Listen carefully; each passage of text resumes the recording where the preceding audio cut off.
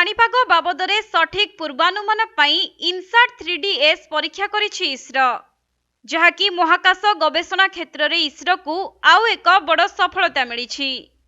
तेबे आज आंध्र प्रदेश स्थित श्रीहरिकोटा सतीश धवन स्पेस सेंटर रु इनसाट 3DS रो सफलतापूर्वक उत्क्षेपण करा जाइछि।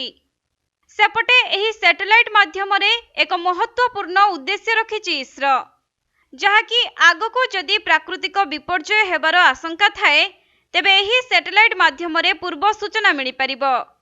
विशेषकर स्थलभाग एवं जलभाग उपरे नजर रखिबा पई इसरो एहाको डिजाइन करिछि। तेबे इनसाट 3DS को नटी बॉय बोली मध्य कहा जाए। इसरोर जने पूर्वतन अध्यक्ष एहार नाम नटी बॉय रखिथिले।